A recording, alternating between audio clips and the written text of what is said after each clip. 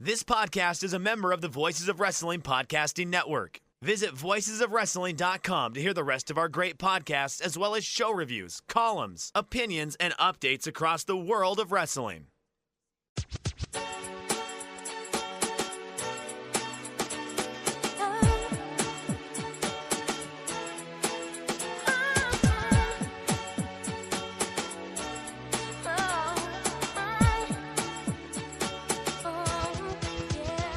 This is Everything Elite, presented by MyBookie, the world's best podcast devoted exclusively to all elite wrestling and the elite extended universe.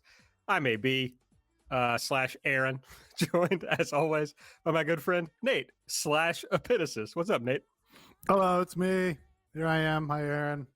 Hello, viewers, listeners, vlog fans, wrestling aficionados. What's up? I'm steeping some tea, so I got that going on. Do you ever steep any tea, Aaron? Literally don't know what that means.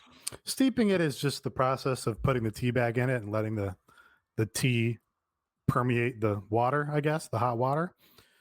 British people have very rigid ideas about exactly how you're supposed to steep it, I think.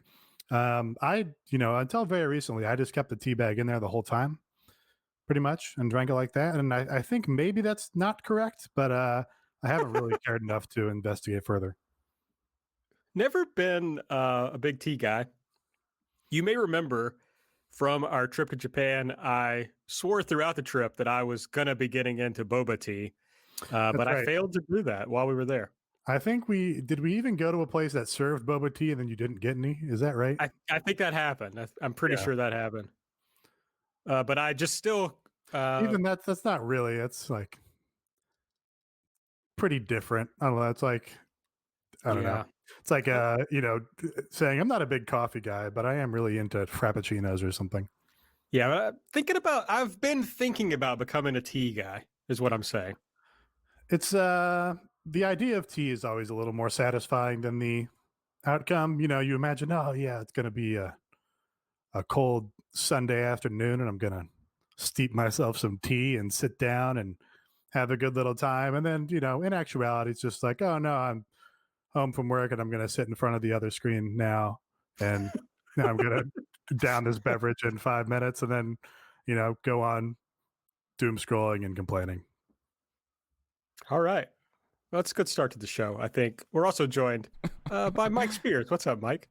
Hey, y'all. It's your old pal. I'm Mike Spears. I am a tea guy. I do enjoy steeping myself a fair bit of tea, especially if I know that it's going to be a long day and I have to talk a lot. I will do that.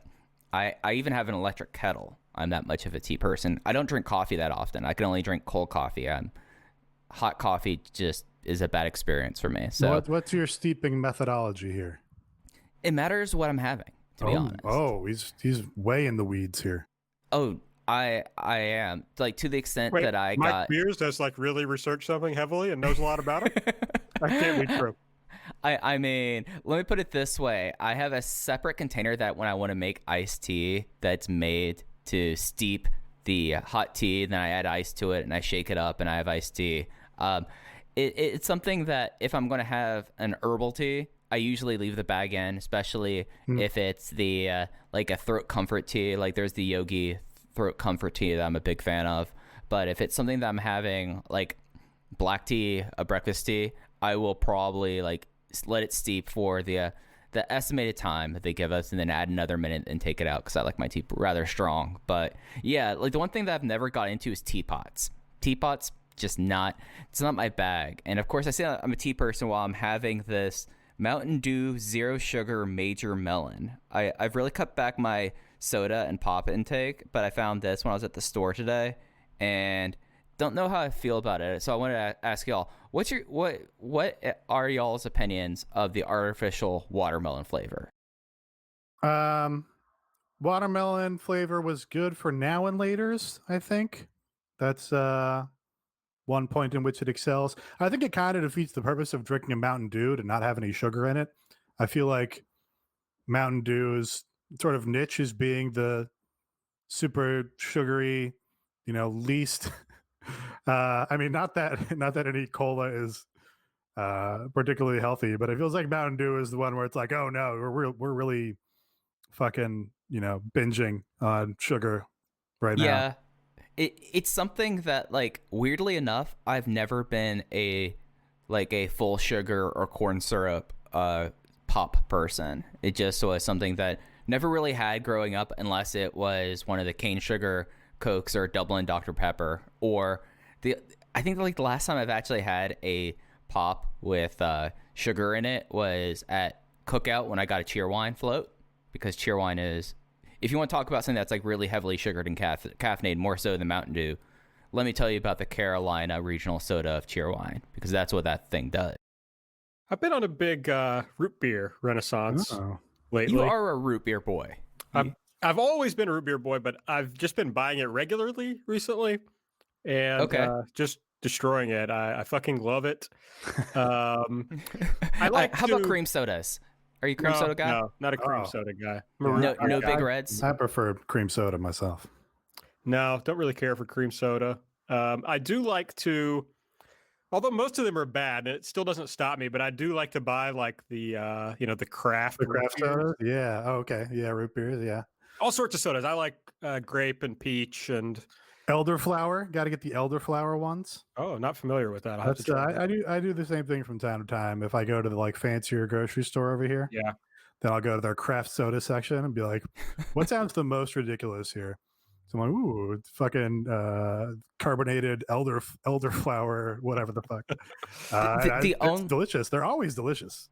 Yeah, the only like craft soda that I really enjoy is Papa Mike loves himself a real spicy ginger ale. There's a regional one here called Blenheim's that they sell it both in normal and not as hot. Mike, and I always talking about regional specialties. What regional specialties? I know, babe. But I'm on one today. I'm just gonna be every stereotype that I've been for the last 106 episodes or 105 episodes and change. But yeah, I do love a ginger ale. Like that actually is the only other time that I will have like a full sugar drink is if it's a ginger ale. When I watched Hackers the other day, I got really nostalgic for Jolt and Surge Cola for the obscenely overcaffeinated beverages. Josta. Don't know if I ever had Josta, but like Jamie Josta. Just thinking about those colas. Just thinking about colas here on the Everything Elite radio show. Well, welcome to our beverage corner, talking about teas, root beers, and colas. Yeah, I don't know. It's what happened. Coming soon to Sirius XM. That's right. Make sure you follow us on Twitter at Everything AEW. I'm at Aaron Like the Car. Nate's at Epitasis. Mike's at Fuji. Hey, I'm pissed about. Let's talk about Twitter. I'm mad about Twitter right now. After I did the Jericho donations tweet. Yeah. I got quite a few followers out of that. I'm a low follower account, but I settled on 666 followers. I was very happy about it, and I've just been getting crushed since then, and losing followers left and right. And it's even worse because Oatgen said when I get to 667 to let him know so he can unfollow me. So I'm sorry to hear that. Yeah, I guess you should tweet better. Would be. Yeah, I should do better tweets. I'm not very good at that. I did. Did you guys see my tweet today from the Kentucky State Police website? Was that what that was from? I had no idea what that was, and that's why I withheld engagement there. Is this the same police force that had the Hitler PowerPoint, or is that a different? No, those would be the same same public servants. I was on their website for work purposes. And they have like a one of those scrolling banners on the website, sure. And it was like whatever when I rolled it up, and then I was doing other things and I just left the website up and I looked over and I saw gray is our color, trooper is our gender. That is just a wild, just like deranged, like especially for like the state police, like. Yeah. That's something. That's wild. I gave it an engagement because I needed context. I knew you were going to give me context, and now I've given you engagement. That's the context. I love to explain my tweets later for sure. All right. Make sure you subscribe to the podcast on the podcast app of your choice. Give us a 5-star rating and review if that podcast app is the Apple Podcast app. And if you want to support the show, the best ways to do that are to go over to MyBookie and use the promo code ELITE, or go to patreon.com/everythingelite and subscribe. It's near the first of the month, so it's a great time to subscribe, of course. And we've got a great month of content coming your way. And well, no, that's not true. Never mind. I'm not going to say what I was going to say. But it's going to be a good month. I promise that. All right. As is customary, we will start the show off with your favorite game, Elite or Delete. Of course, we talk about our favorite and least favorite things from this week's episode of AEW Dynamite. Nate, get us started. What was your favorite thing from the show this week? So this show I was pretty aggrieved, pretty disgruntled throughout the first 3/4 of it, coming off a just annoying, unpleasant news day, and going into just had a lot of complaints. But fourth quarter, final 30 minutes of the show, Kenny Omega and particularly Rey Fenix put the show on their backs and decided, no, we're actually going to make this a good episode of the show. Went out and had just a kick-ass main event. I previously said that Kenny Omega should only wrestle luchadors, and that continued to be true here. Rey Fenix should absolutely be a top-pushed guy in this promotion, as really should his brother. And I don't really know why they aren't, but he proved once again, why he should be, just doing all his fucking ludicrous spots. Everything he does just looks insane and dangerous, and drops Kenny Omega on the back of his head or slams his head into the guardrail because he's going 500 miles per hour, and it looks awesome, and I love it, and it keeps me attached to the screen in a way that a lot of matches don't, just because you don't have that same raw element of Rey Fenix doing whatever the hell he wants. So that was awesome. And then they followed that up with a genuinely big angle. There's only so many opportunities. There's so many avenues that you can take a pro wrestling angle. Like, on some level, every pro wrestling angle is fundamentally like, oh, one guy attacks the other guy and, gets run off or gets saved, whatever it may be. But here you had the reformation of the Bullet Club on AEW, including two talents from Impact, which is a different wrestling promotion, and they appeared on this show, which is pretty novel still. So yeah, that was an exciting way to cap off what was a kick-ass main event. Yeah, this was insane. Like, this is possibly, for me, the best TV match I've ever seen. I know you don't rate things, Nate, but this was my first 5-star match of the year. Like, this it hit all the notes. It was excellently laid out. They got me by just like the fact that Don Callis had the earpiece the entire time. I was like, when he must be getting a time cue that way, that must be for the finish or for like whenever he's going to run in and do interference. I was like, when is this going to happen? When it's going to happen? And they completely subverted my expectations. Kenny won clean. How long have we been asking for a big Rey Fenix main event? Pretty much since the promotion started. And you give the ball to Rey Fenix, and he just goes out and has one of the best matches in the promotion's history. And the two of them, as you said, like Kenny Omega's chemistry with luchadors is something now, like looking back the last 2 years, it's like arguably he probably has better chemistry with luchadors than he does with people who are natively in his company, or just like people who don't wrestle that style. And it's something that like the whole segment, like the whole last quarter of the show was so well executed in a fashion that like the only thing that I would say is they kind of like were stalling time, I guess. Like it came out that Nick Jackson got a knee contusion or a leg contusion during the opener. So maybe they were trying to make sure that he was able to shake it off and run in for the final part of it. And then, they had to do the famous hand sign. The gang is back together, the famous hand sign. And, it's exciting. And I know that Aaron, we were talking about this on Light yesterday about we have so many more weeks until there's going to be this Hard to Kill show that with Impact, that it's going to be a Gunning Gallows and Omega versus Rich Swann and the Motor City Machine Guns. So we're going like, hey, you're going to kind of want to start building things up for that. And not only did they find a way of building things up there, because now they're like, oh, now this trio will be on the Impact pay-per-view, and you have that thing. But also now that the So we have the Forbidden Gate. We have the Forbidden Door. Is this just like the dog gate that's kind of just slightly like ajar that you're able to just hop over or step right through? Because it's open now, baby. And this just was a home run in every single fashion of the way. And the only thing that I hope now is that we get a Fenix Omega 2. Yeah, I mean, I think the Omega Luchadors thing is like the Luchadors aren't going to do the dumbass first 15 minutes of a match where you like pretend to work on each other's arms or whatever. Right. They don't give a shit about that. So I think that helps. Fenix is like, how about we just like start out with like, drop you on your head and then we just keep doing that for another 20 minutes. I'm like, yeah, that kicks ass. It's do a that great exactly. philosophy. I mean, fuck. It is. It's perfect for TV wrestling, right? It's just like, yeah, just keep me going. I still prefer the parking lot brawl probably if we're talking TV matches, but yeah, I love this match. And we were talking, Mike, about, okay, we knew Mox was coming back, and we were talking about are they going to continue with the attacker angle? Like, would that pop back up? How would he be kind of worked back into Omega, if at all possible, or if at all? And I mean, this wasn't a brilliant take or anything, but I was like, oh yeah, if they're going to do that, it'll be Gallows and Anderson. That makes the most sense.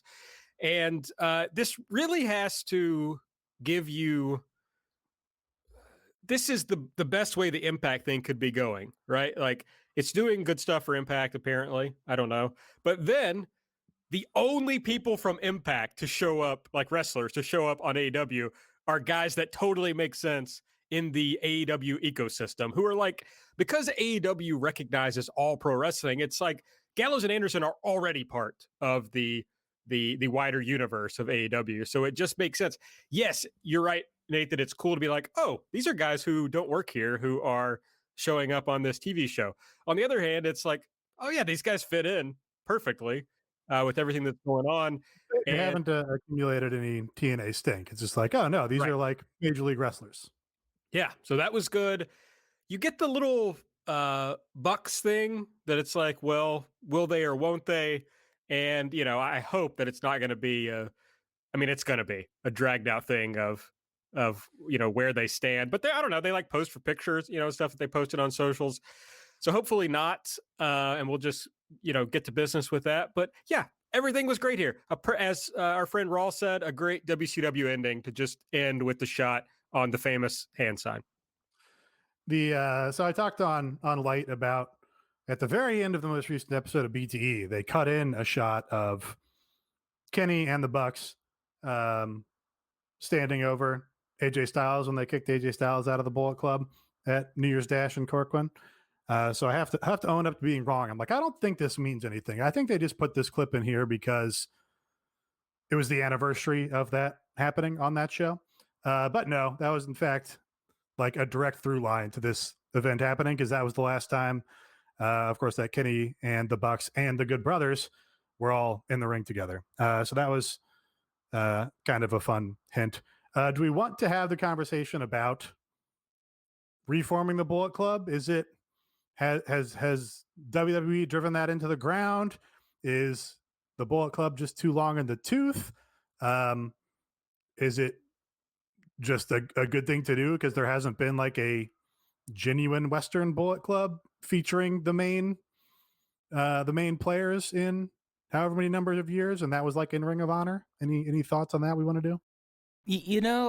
I think this is totally fine. And it's interesting that we brought up the Impact stink and not the fact that Gallows and Anderson probably more so had the WWE stink where like they were proctologists for a bit, like with Dana Brooke. Like it's really remarkable that we don't have that jump to our forefront, and instead it's, I guess, the 20-year-old story of TNA wrestling. But I think this is fine because I was actually reading the Bucks. I read the Bucks autobiography, and they talk about like how this all kind of like how they spend most of the book talking about Bullet Club, Ring of Honor, New Japan, and how they kind of flowed and how they kind of separated and came back together. And if anything, this is like kind of the next chapter that like it sets, maybe not next chapter, the next act of Bullet Club or whatever they have to call it because of copyright reasons or whatever. So I think this works, and I don't think this is like playing out the string too much. And then again, talk to me in 12 months if we're still having versions of the famous hand signed and the gang being back together, infamous I might club. feel the infamous club. Yeah. So it's going to be interesting. It's something where I feel like they do have a little bit of latitude, but it's something where if this gets long in the tooth, we will know immediately, because this is one of those things you can't really like string out much longer than it should be, in my opinion. To me, WWE is fake, and whatever happened there just doesn't matter. I just don't. And it's not like the exact same guys doing the exact same angle that they did in WWE. In fact, they're the people who started the whole idea, and WWE kind of bastardized it. And now this is like, the reformation of like the OGs. This is like the real shit. But they did have WWE did do a version that they called the OG. Sure, I wish I hadn't said it. After it came out of my mouth, I wish I hadn't said it, but I'd already done it. That's like the tension, right? Is that like, yeah, WWE did like every fucking dumb permutation that they could figure out.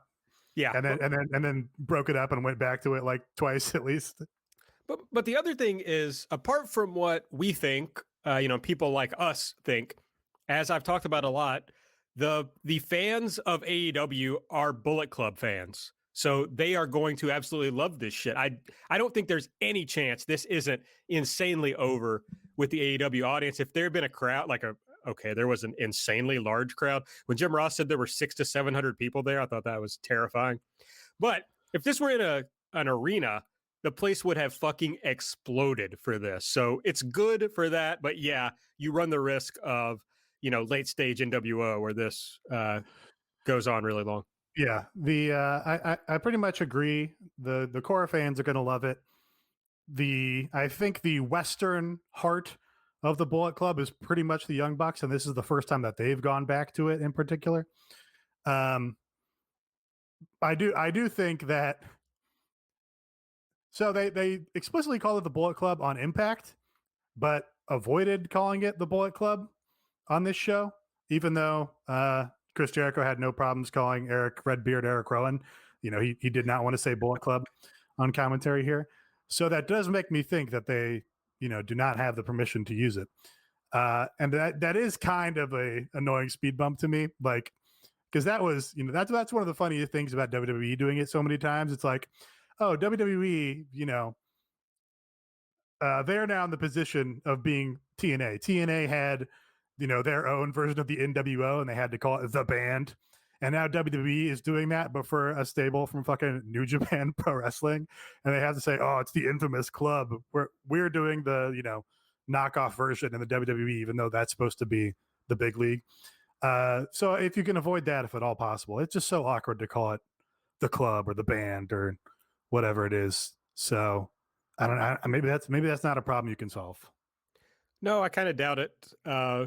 The interesting thing to me is this, I suppose, outs that the Young Bucks were doing it was a work the whole time. They did the cease and desist thing, right? Because the first thing they do is do the infamous hand sign. Well, I think we knew that. The book also talks a bit about it, and it's kind of vague in a way of, they say like, oh, we played into it. And it played into what? Like an actual thing, or you did the thing and then you got the cease and desist? Like they are kind of vague about it. So yeah,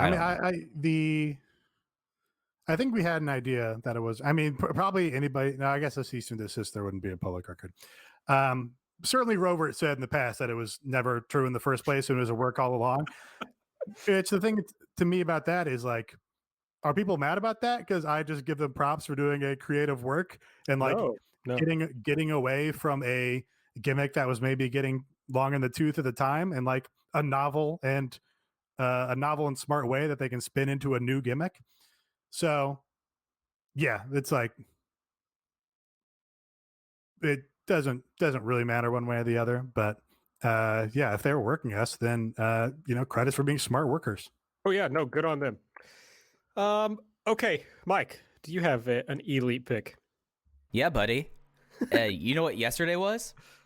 I don't. It was Wardlow Day, and we had the absolute hoss just completely take Jake Hager, who I would argue has probably had the most bad matches in this promotion out of people who should not be having bad matches, and through the sheer force of Wardlow, Mr. Mayhem, the War Dog, War is his name, ended up having a pretty fun match just because of Wardlow like selling in the way that Wardlow like the whole like doing the scarf choke up on the turnbuckle and him deciding to do the hot shot down and then immediately going for like the F10 and a big scenario that really, with how Wardlow is not a constant figure in the promotion and the way that he's kind of been booked in a very much like, oh, we build him up for things and then he's going to take losses. Oh, we're going to build him up for things and then take losses. This felt like the first time that they might actually be getting behind Wardlow. And I mean, he threw like the giant bag of just shit, Jake Hager around with the F10, and as one of Wardlow's biggest fans, you love to see it. I was giddy and I was shouting in my living room as I saw Wardlow just manage to get the win, as he is the top power fighter now in the Inner Circle. Yeah, I think other than the main event, I guess, and the main event angle, I think Wardlow getting the clean win here was the most pleasant surprise on this show. I kind of did not have faith in them to do that. Whether it be because they, protect Matt Hardy too much, or, there's a number of other older guys that are like winning when you should be having the younger guys winning, I think. And here they just had Wardlow beat his stablemate clean in the ring. No fuck finish. No, banana peel with the Inner Circle getting involved or anything like that.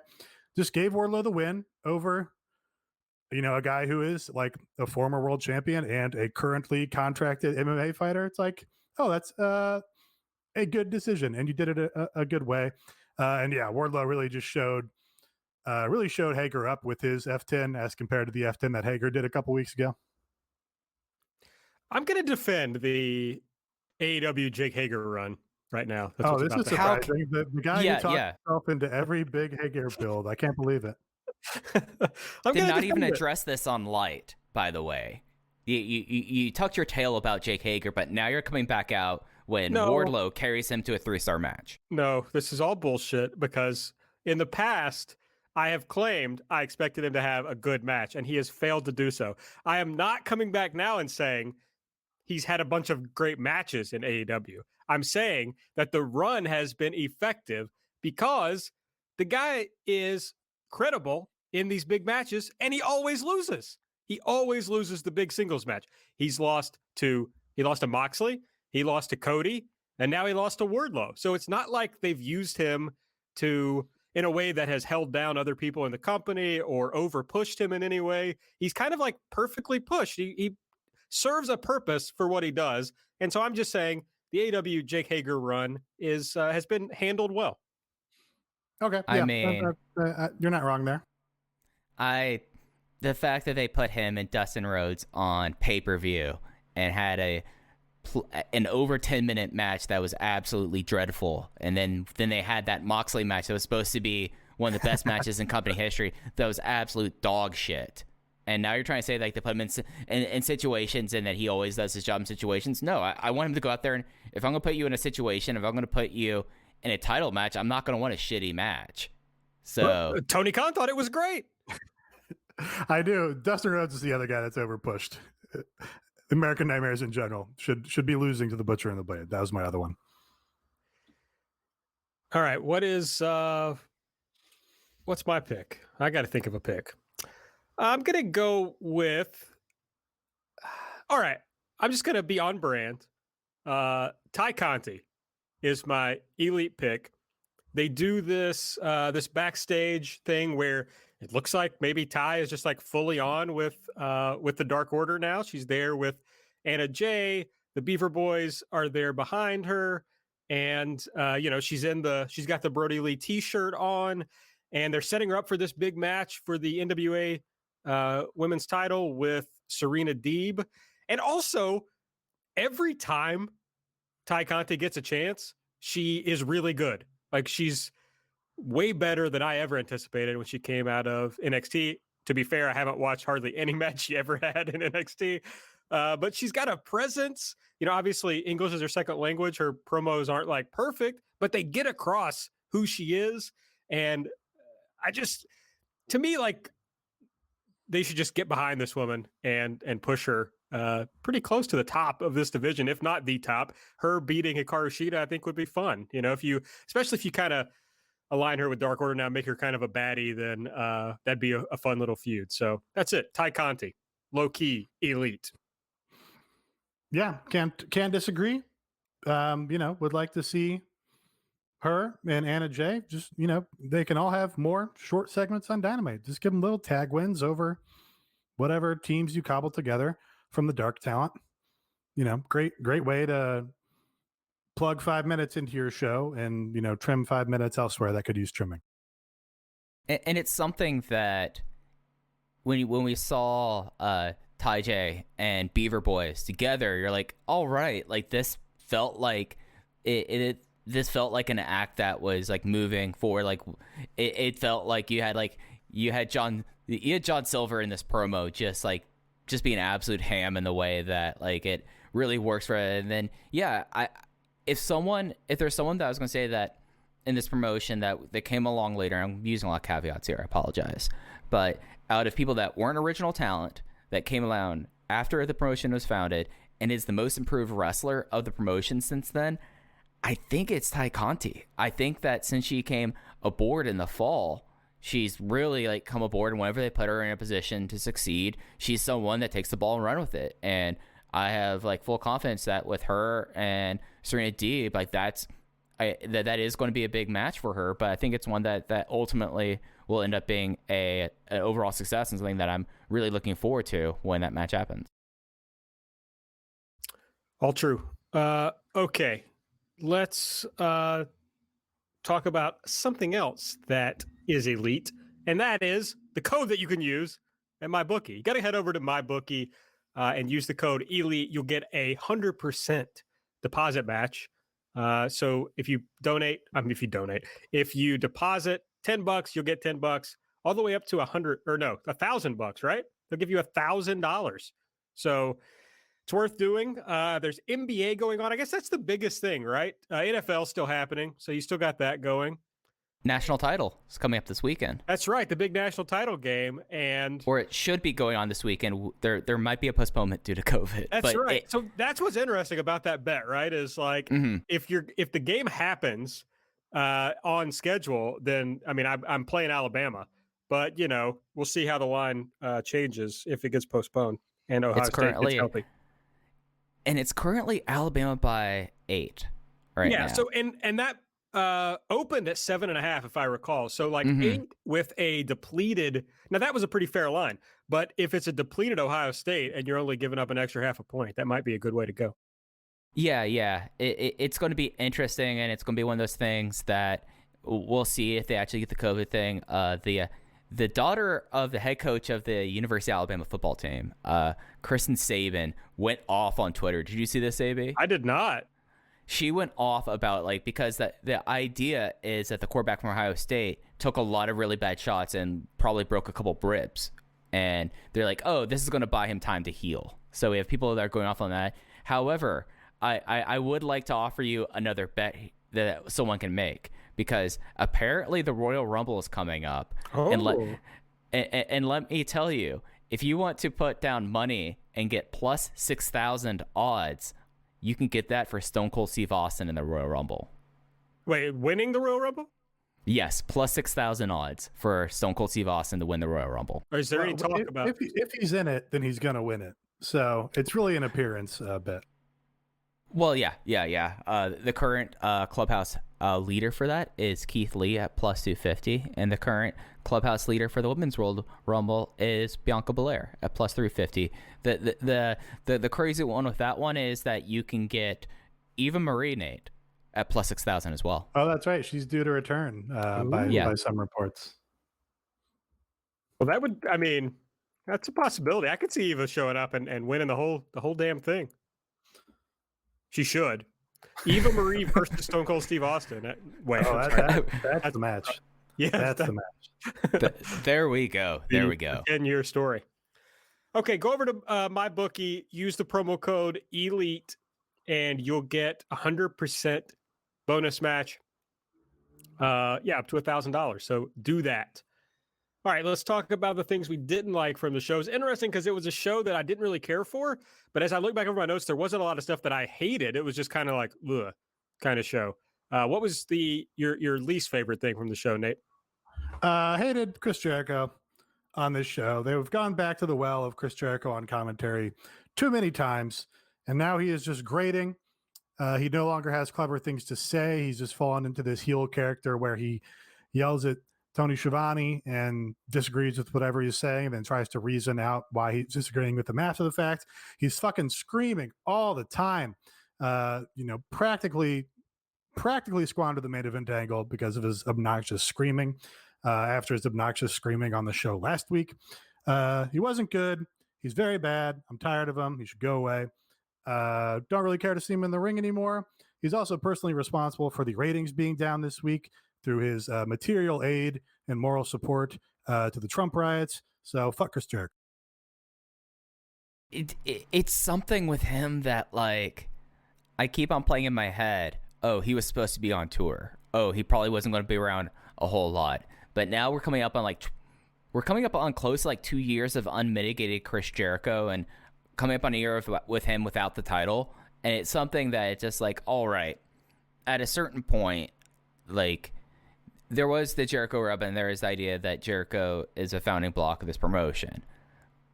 But we're getting to a point now that, like, Double or Nothing 3 is coming up in 4 months. We're at a point right now that the amount of Jericho we have kind of needs to slide back, because it's something where it's like, it's the famous hand sign. And he just, like, shouts at things and kind of is doing his Southpaw territory wrestling character on commentary. And especially for some of these moments that you don't need that, it's kind of just, it pulls you out of it. However, for stuff like Hikaru Shida versus Abadon, having Chris Jericho freak out, that actually is funny. Like, he should have only been out for that match, and then he should have just, I don't know, gone hanging out in a hot tub and where he could just drink vodka or whatever. I don't care. Just tired of him. I'm with you on that, Nate. Yeah, less Chris Jericho. I agree. Mike, your delete pick for this week? Yeah, it's something where, like, I think I'm a little bit higher on this episode than the two of you. Maybe I just was in a period of just feeling good and disconnecting from everything and just watching wrestling. But the whole, like, Matt Hardy with, like, Snoop Dogg and Private Party segment was just something that, like, as I was, like, watching this, I was like, why are, like okay, you have Snoop Dogg come out then, and I was like, oh, this is the first time we're seeing Snoop Dogg, and this is a real WWE ass celebrity segment.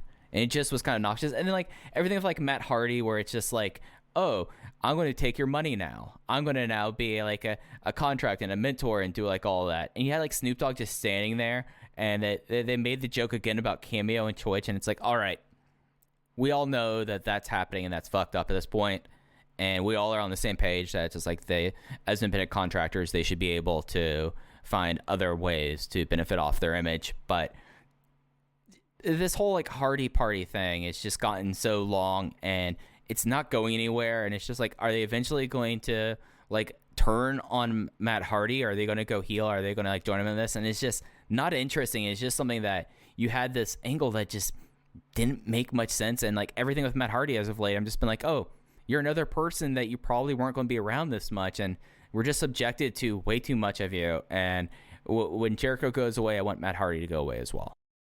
Yeah, it is. They've kind of got maybe their priorities out of order in terms of who's an every week talent and who's an every 3 week talent. Like, there are a lot of people on this roster that I'd rather see get time on Dynamite than Matt Hardy literally every single week. The angle, I guess, like the story, you can see that the outline of it makes sense. Like, we know Matt Hardy's turned into a heel. He's egotistical now. And he's taking advantage of these young kids who are coming to him for guidance. Makes sense. They set it up on BT, but yeah, the execution sucked. I don't know. It felt like the Twitch cameo joke that felt like a Hardy joke because it did not land at all. You get better, like, comedic backstage segments on every episode of BT and every episode of Sammy Guevara vlog. So they should have had Sammy G punch this up or something. So yeah, you're exactly right. It was just extremely WWE core. And that sucks. On the other hand, Snoop was great on this episode. They didn't give it much to do in that particular segment, and kind of made him look like a dumbass because he's like, Yeah. okay, yeah, why wouldn't you do anything there? Of course, I meant to shout out the I've skipped over the listener Ely, which was listener Kick Punchington, who gave the Ely to Snoop Dogg with the super high fly flow, which I think is a funny way of describing what he. That was fun. That was a pretty good usage of him in the Cody match. He's not any worse at it than Arn is, and he actually got involved physically. So you got to give it up to that. And doing the remix of Cody's theme, that's like a level of effort beyond what they would ever use Snoop for in WWE. So that was fun. And the beginning of the segment where I'm like, oh, Private Party gets like a little bit of rub by being with Snoop Dogg. Like, that's so cool for them. They're going to do something cool in this segment here. But no, it was all in service of Matt Hardy's stupid little angle. So that was a missed opportunity, even when they started on the right foot. All right. Yeah, I guess it's my turn to make my delete pick. It's an easy one because Tony Khan has made me look like an absolute dumbass for talking about how they had these big plans for Sting. And I was so impressed that they weren't just, bringing him in here and living off of it staying. And yet for, 3 weeks in a row, they've done the exact same segment where you got Darby, Team Taz comes out and they're mad, and Sting comes out and makes the save. And for some reason, these guys run away from Sting, who is 61 years old and has a bat. And it's just, I've grown tired of it. I've grown weary. It's confounding that they don't have any other idea. When Tony explains to the guys what they're doing, do they go, haven't we done that the last 3 weeks, Tony? I could not believe they did the exact same thing here. And now it's like you start to resent Sting. You're like, okay, I was loyal to you for being entertaining on WCW television, 25 years ago. But that loyalty does not last through a month of my current life. Like, I'm going to lose interest in you, and I'm going to start getting annoyed with you. It's like Chris Jericho. What have you done for me lately? Sting is obviously not as bad as Chris Jericho, but I'm not a patient person, and I'm not a loyal person. So they need to do something. And it's like you have this, and you're doing the one thing with him, and there's no changing. It makes your heels now look progressively more and more dumb, when that was one of the cool things about Team FTW, is the fact that they felt like a very legit heel stable, and that they've been very careful about. The only people who look like idiots are like the pompous assholes. But now it's like, all right, now it's like you have 5 guys there, or 4 guys if we're going to withdraw Taz here, who probably all outweigh Sting, and combined they probably outweigh him by 5 times. And now they have it happen, and it's something where you didn't need to have Sting on every single night here, because now you're getting to have the case of like the resentment. And I still want to preface by saying that to continue to say Sting was always cool, but you don't need to have Sting on doing the same thing every weeks. Like, he could have gone away for 2 weeks and then showed up right back at the weigh-in here and help out Darby in that. Like, there's ways that they could do this without just going, all right, copy and paste from last week. Yeah. And it keeps things fresh. And I guess that's like the frustrating thing about it. So I understand it. It's like, again, it's Sting. I'm still like, I love his entrance. I love his music. I think it's still like such a cool vibe, but you could have let it breathe. Yeah. We talked a lot about how the reliably hot angle or feud in this company is Darby Allin against Brian Cage, Ricky Starks, and Team Taz. Like, they've been burning that candle for a long time. And it was not getting tired. It was not feeling old. It was still hot. And Team Taz was at times the best thing going in this promotion. You had a bunch of guys who looked badass with Taz cutting badass promos. And now you added Sting to the mix. Consequently, he hasn't done anything. So consequently, Taz has run out of things to talk about. And you're advertising Sting heavily for every single show. So if you're a casual viewer who's tuned in to see week 4 of Sting entering the ring, doing nothing and Taz going, "Hey, we're gonna get you, Sting," and then running off, like I would be like, "Okay, this AW thing, nothing happens here. I'm done with this." So manage your expectations better, and yeah, manage your Sting better. Listener M. Gallup also said, okay, can Sting do a second thing, which I think is fair, but also pointed out that they noted Darby has a 60-day title reign, even though he's not defended the title one single time. Inexplicable. Like, yeah. unless he's injured or something, like maybe that's, but otherwise, can't you, I don't know, put him on Dark and have him squash somebody? Brandon Cutler has 8 wins in a row for a reason. Yeah. Yeah. Make that a Dark main event. So strange. I mean, especially coming off of having the gimmick that they defended this title every week. Well, it never did actually have that gimmick, because we said at the time, Cody did an open challenge gimmick, and then nobody was here this week, and they announced a title challenge for next week. That's true, but it was regularly defended. When yes, Cody...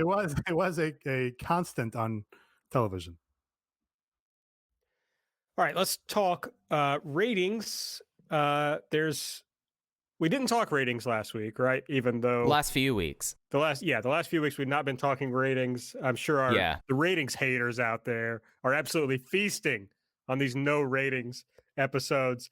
But PW Torch has somehow become the worldwide leader in getting AEW ratings early.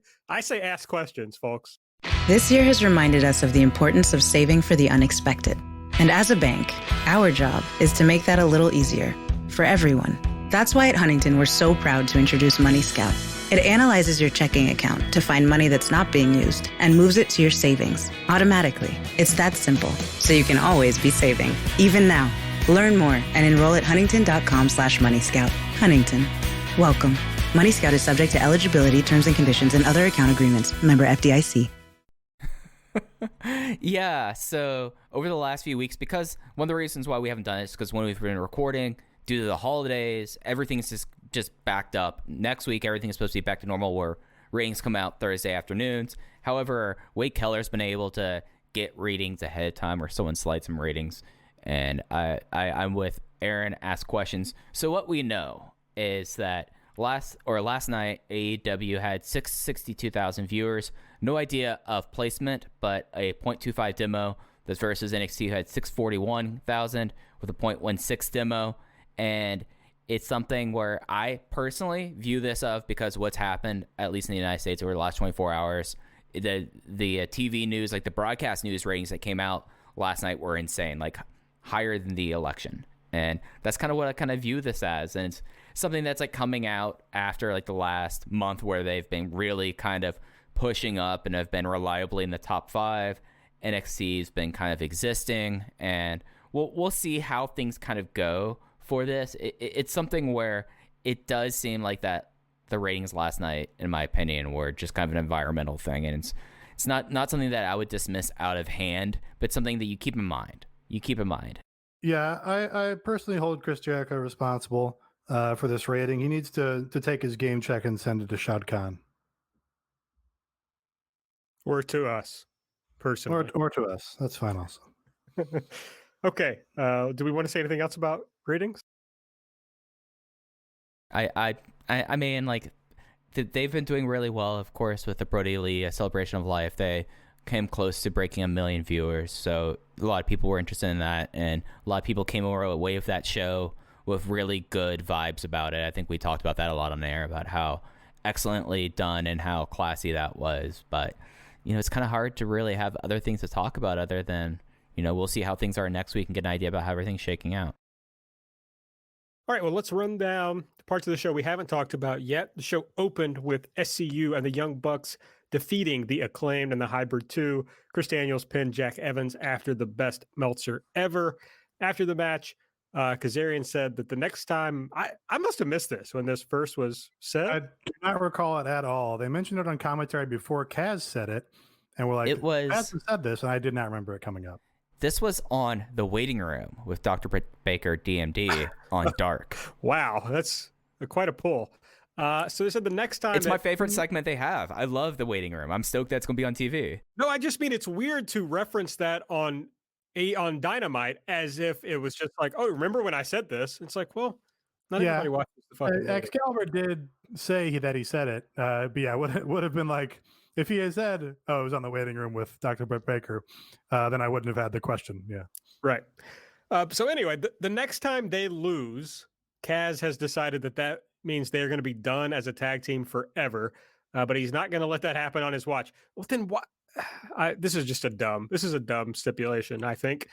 And so Chris Daniels says to the Young Bucks, if this is our last hurrah, we've got your back anytime, unless we're wrestling you for the title. So setting up a match, which would, of course, become more interesting when the Bucks perhaps turn heel at the end of the show. So then you get a slightly different feel of what that match would be like. Yeah, it's a little awkward. Like you kind of get Kaz on Twitter, and I think generally his character is like, oh, thinks he should be positioned above his spot right now. You know, he goes out against Jon Moxley, Chris Jericho, or whatever, and has good matches. He should be more featured. And it's like Chris Daniels was doing a thing on BTE and otherwise that, you know, he doesn't know how much he's got left in the tank. And he, you know, might be ready to hang it up or pack it in or whatever. So you get the conflict there. But it is fun to have Kaz, who you would think is the inciting element in this combination, to go, I don't want us to break up, but I do have a reason we're going to break up soon.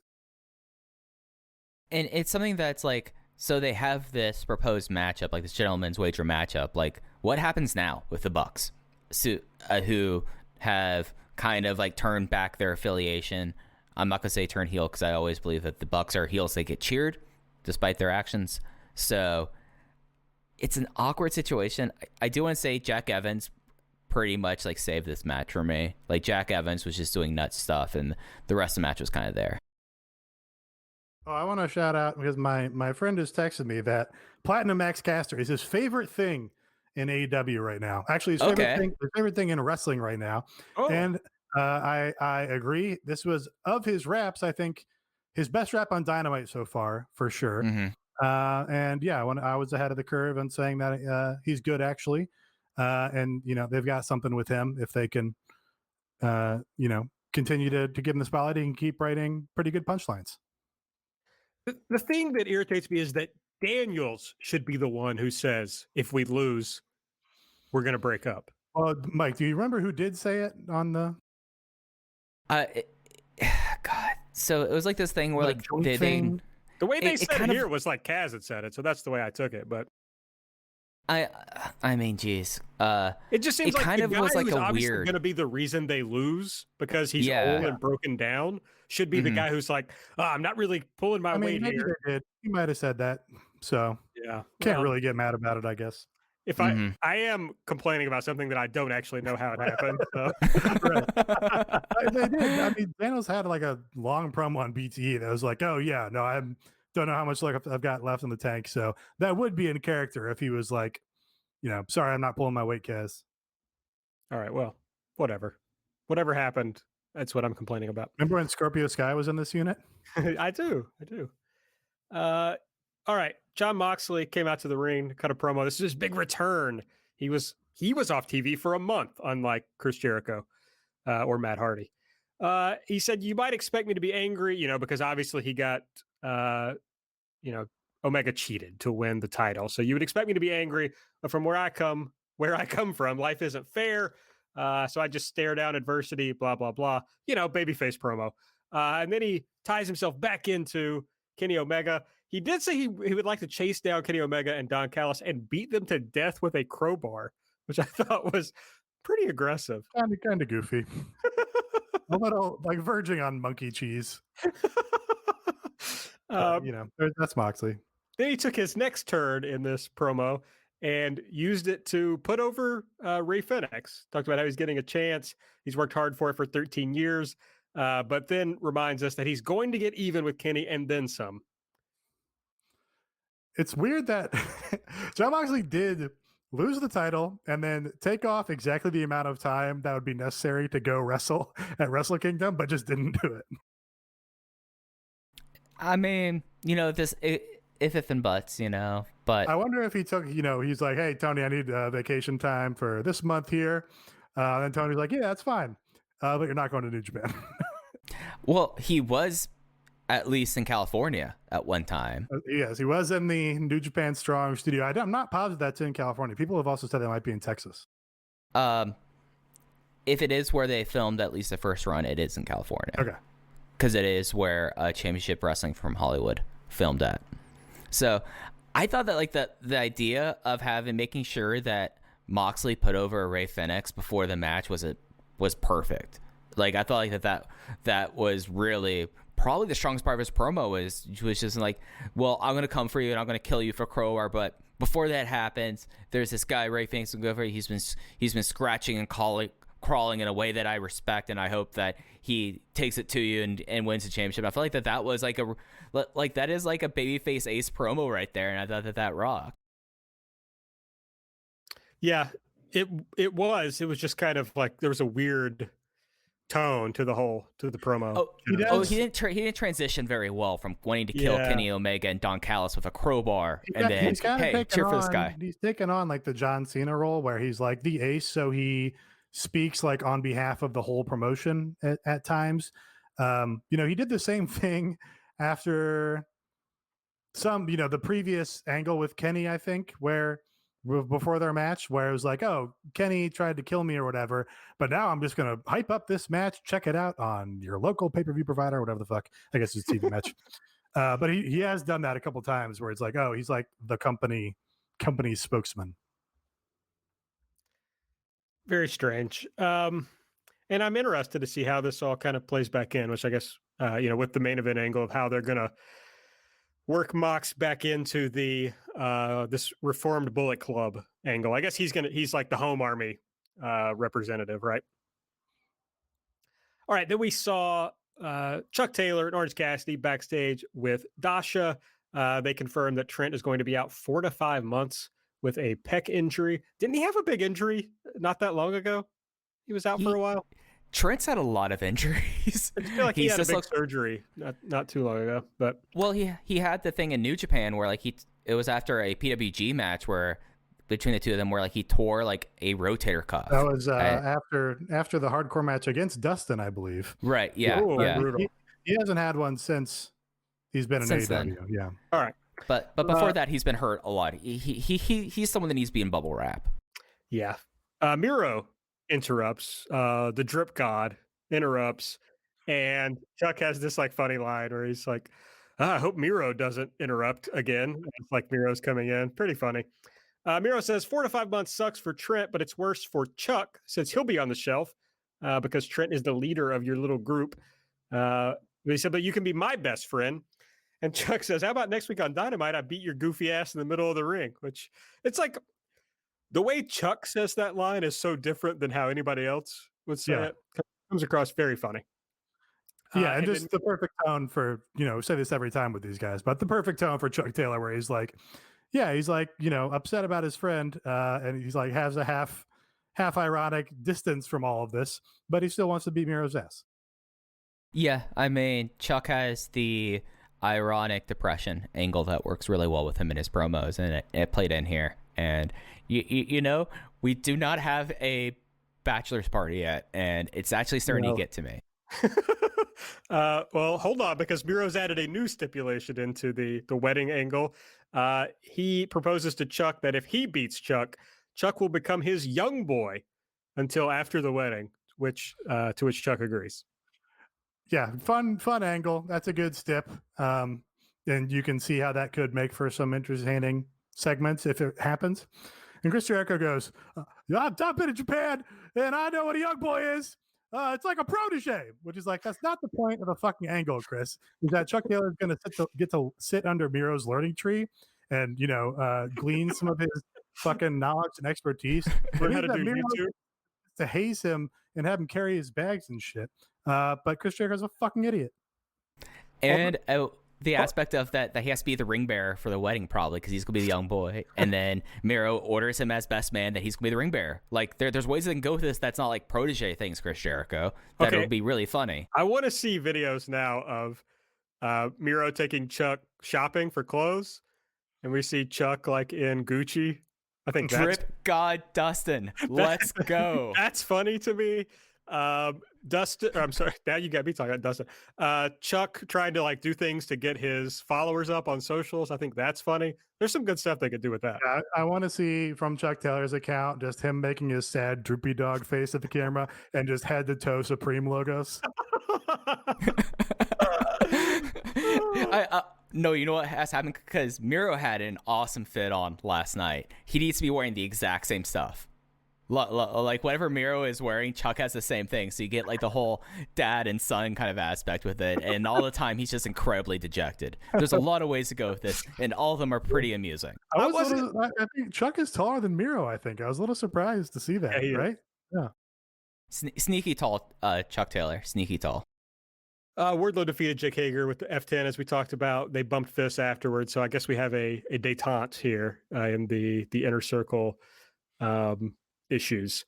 And then the private party backstage segment that we talked about. There was a Darby Cage weigh-in. They showed off the new TNT belt.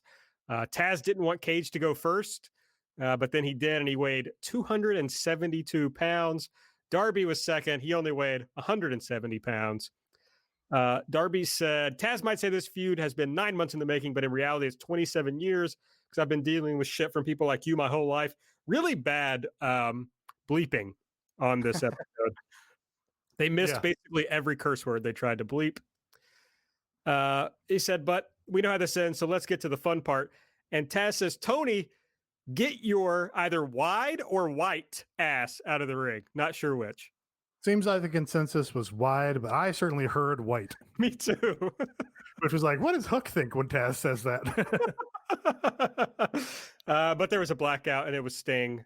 And at least we're finally going to get the match next week, so we can end this, I hope, end this silliness. For sure, not ending. Backstage with MJF, Jake Hager's mad. He's destroying stuff. But MJF's trying to talk him down, and Jake appreciates his kindness. Jake Hager is at the depth of Jake Hager's character now, where in one episode he turns into he's the guy who will be upset, but if you reason with him, he understands, and he comes around. That's funny to me. Also, MJF, this is another week where MJF is like, hey, cameraman, come follow me where I show what a good guy I am. Even though they did the hidden camera thing in the private party, Matt Hardy. Yeah, they did. I thought about referencing that. I was like, well, maybe there's some explanation for why there was going to be a camera on them signing this contract, but no, there was no justification made. We saw a replay of Brody Jr.'s promo from Dark, where he just honestly destroyed Marco Stunt with his promo, no doubt about it. And this led to a Jurassic Express backstage with Alex Marvez. Marco was talking about how they're on the quest for the AEW tag titles, but the Everything Elite's favorite tag team, FTR, showed up, interrupted. He says, what's the we talk? You're useless, Marco. You're a loser. So Marco says next week he's going to beat both their asses. So next week we're going to get Marco and I almost said Tarzan Boy, Jungle Boy against FTR. All right. And we had Cody defeating Matt Sydal. Of course, Snoop was out there with him. Cody won with the Crossroads. After the match, the Chaos Project attacked. This is great. This is like when John Cena feuded with Damian Sandow. It's like you got the ace feuding with Luther. Very good. Sydal and Cody took care of him. And then Cody tried to send Matt Sydal to the top rope to finish off Serpentico, but Snoop waved him off, climbed the ropes himself, climbed the turnbuckle himself, and then did a very awkward splash. So awkward that even Sasha Banks roasted his ass on Twitter. Yeah, very awkward, very funny. And that made it fun, I think. They they didn't do Snoop any favors putting him so close to the turnbuckle, I feel like. Yeah. Like Jericho, one thing Jericho was right about is that Snoop is about 9 feet tall. So, like, when he tries to fully extend for the splash, it just doesn't work. I also do like, they set up this Chaos Project attack because Cody accidentally elbowed him when he was standing at ringside, which is the exact same way they set up the Jericho anniversary match against the Chaos Project team. And I just want this to keep happening, where the only time Chaos Project ever gets a match is when somebody accidentally hits them at ringside. I mean, that's a good way of like explaining away. Okay, you have people at ringside and you constantly get popped in the mouth and you're going to get mad and you want to have a match. Like that's solid booking to me. The match itself, I don't think Cody and Matt Sydal have much chemistry together, because like Matt Sydal was trying to have like a Matt Sydal match and Cody was just not there for it. But the Snoop Dogg thing at the end, I mean, the super high fly flow just rocks. I mean, he should now be his full-time manager. The theme, I mean, it's okay, it's what it is. But he was actually calling out plays, unlike Arn Anderson. You know, he actually was coaching. So I think that Coach Snoop has a lot more in the tank than Coach Arn Anderson. During the ad break, they did shout out that Snoop is one of the most decorated youth football coaches in the country. So he actually has coaching experience. Yeah, a friend texted me about that, and I'm like, 2 minutes later during the ad break, it's like, oh, wow, they actually just brought that up. So could have made use for it on the normal commentary. But yeah, he should replace Arn all the time. I was impressed that he was engaged. I mean, he was much more engaged than like Greg Valentine. Well, Okan shouted it out that Snoop is a guy who is like ubiquitous in American culture now, which is kind of remarkable considering like where he, started from. It's like, oh, here's a gangster rapper / accused murderer who all the white people are up in arms about. And it's like, oh no, Snoop's just like everybody's lovable uncle now. But Snoop will show up to anything that he gets paid for. But when he hit this splash on Serpentico, he got up with a huge smile on his face. He was bouncing around the ring. It looked like he was having the time of his life. So that was cool.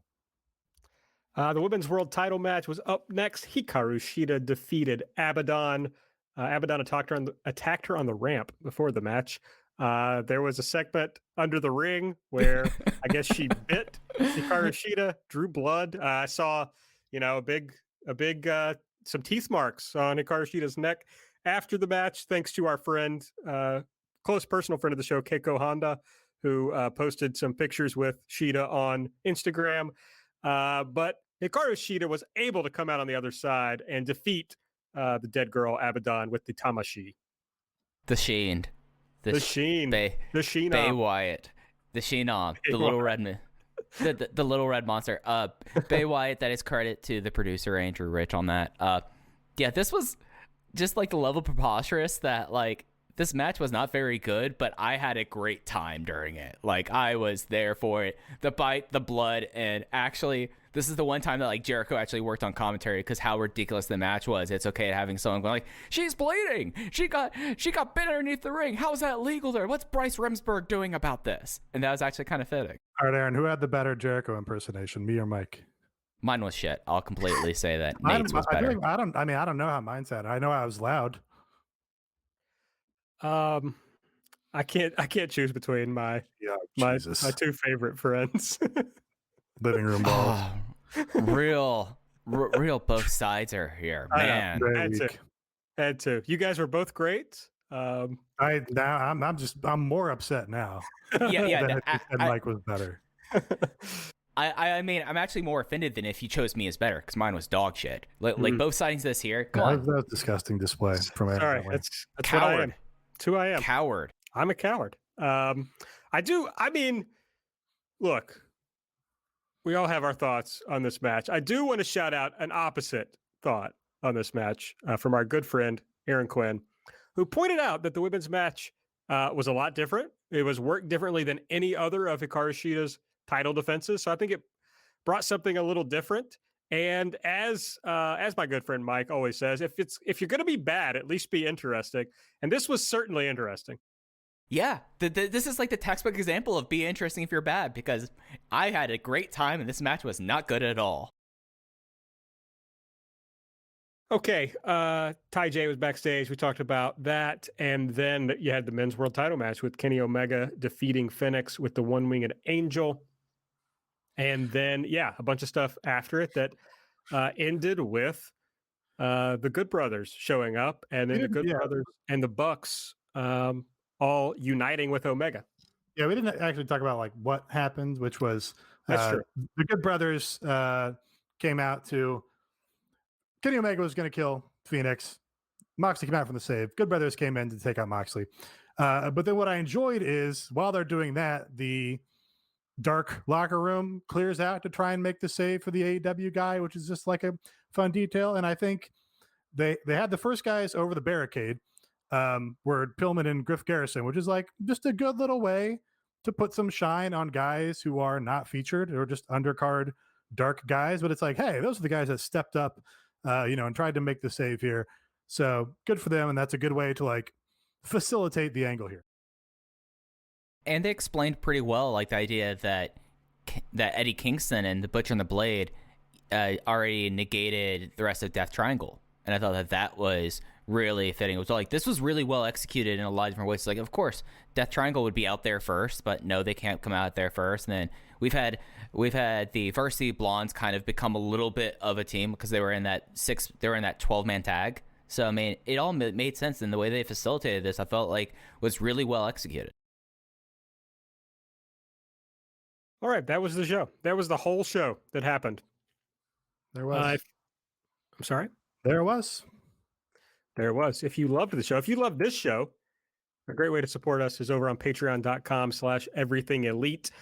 We got 3 tiers for you to subscribe. The middle one for $5 will get you all the audio we do, all the audio we've ever done, well over 100 shows in the back catalog for you to dive through. We added one more already this week. On Monday, we dropped into the Codyverse. The whole crew got together to talk about Tokyo Joshi Pro from their 1-4 Korakuen show. And then, of course, we do our Wednesday light show that we talked about earlier, where Mike and I preview Dynamite, recap Dark, and then Nate breaks down the vlog action, usually BTE, and the Sammy G vlog as necessary. On later this week, Mike, you're bringing a new feature to the Everything Elite Patreon. I'm not ready to say that this is a new feature, but I will be watching the Go Big show. It's a pilot. We'll see how this goes. I'm kind of backdoor piloting this. I'm really interested in what the hell this Go Big show possibly could be. For a while, I was trying to get Mama Spears on board so we could try to just get the whole entire Spears family involved in some facet of the Patreon. Because the one thing that both me and my mom love is trash TV, and this looks like great trash TV. So probably sometime tomorrow or Saturday, I'll probably put out like a short little thing recapping it and deciding if this is good or not or worth anyone's time. So yep, that's going to come on Friday or Saturday. And next week you're going to be talking about the Nightmare Factory.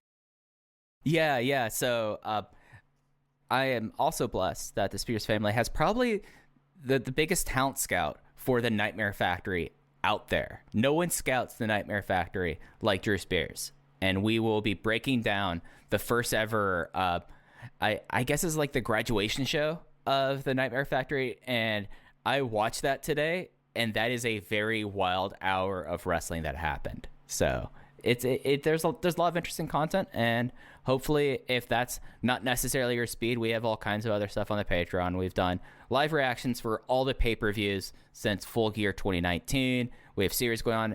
AB, I know you're getting back in the habit again with Lost on the Mountain. Yeah. Callback right there. Unintentional callback. I like it. Yeah. Yeah, Lost on the Mountain 3 is coming soon. I don't want to promise that it's going to be this month, but I hope that it'll be this month.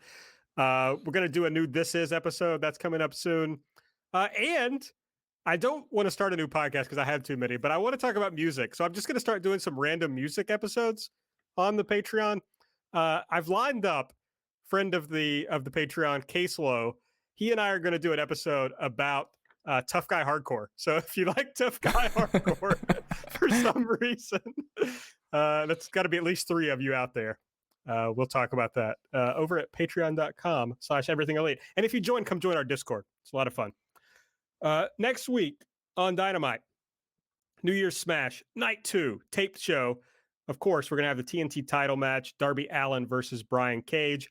We were supposed to have Thunder Rosa versus Britt Baker, but they did not talk about that last night, so I can only assume it's been canceled. And, of course, they announced a new women's match, and they would never do 2 women's matches. So we'll be getting the NWA women's title match with Serena Deeb versus Ty Conti, Pac versus Eddie Kingston, Chuck versus Miro, FTR versus Jurassic Express. The Inner Circle will tell us about their New Year's resolutions, and The Waiting Room with Cody. A fucking stacked episode of Dynamite next week. In terms of there being a lot of segments, yeah. I am already dreading the Inner Circle's New Year's resolutions. Yeah, okay, I agree with that, but Darby and Cage, Pac and Eddie, Chuck and Miro. All that sounds really good. I don't know if you know, Aaron, I don't know if you have any experience with this. It's much easier to focus on the negative than the positive. So, sure. Yeah, those are good matches. I will say AEW Dynamite is very often performs to the inverse of what you expect the card is going to be. So seeing a great card, honestly, sometimes now makes me a little worried about how the show is going to turn out. I'm just excited for the primetime debut of the Waiting Room. Yeah. I mean, obviously Taz is going to run away with Best Non-Wrestler, but Rebel on the Waiting Room is the best. So I'm stoked for that. Yeah, if you're not a Darkhead, then you haven't caught the Waiting Room yet. You're really in for a treat, let me tell you. Hopefully Marco Stunt will not be the musical guest again. The real low point of the Waiting Room. He did like a 4.5-minute song. That was yeah, like good. that. It was just really fucking long.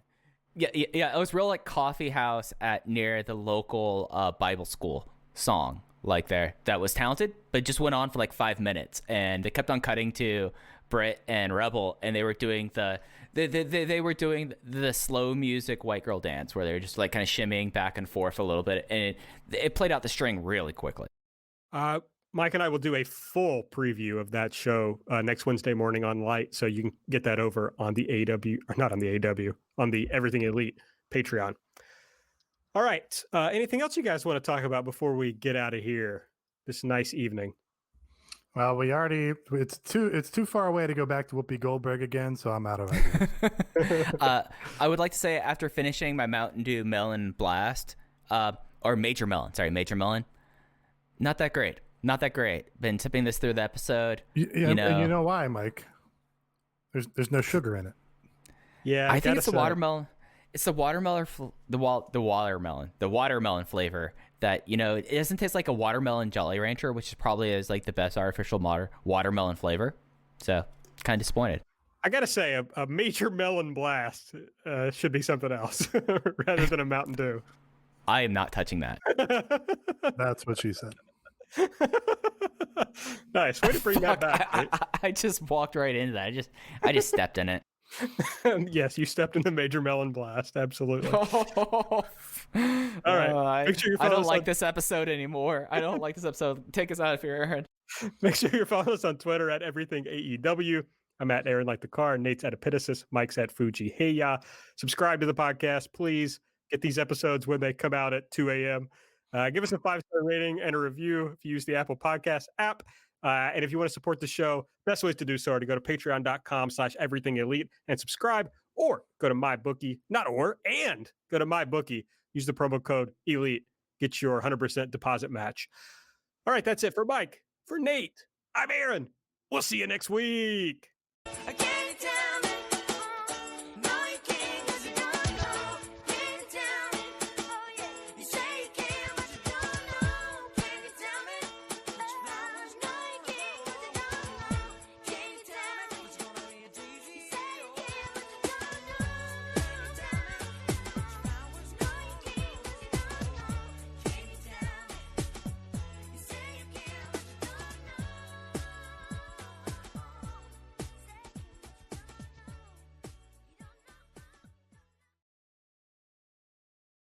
Today is nonstop.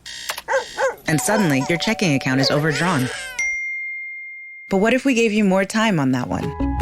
At Huntington, if you accidentally overdraw your account by $50 or less, we've put a $50 safety zone in place, so you won't be charged an overdraft fee. It's one more way we're looking out for you, so you can have time for what matters most. Huntington, welcome. $50 safety zone does not apply to returned items. Your account will be automatically closed if it remains negative for 60 days. Learn more at huntington.com/safety zone.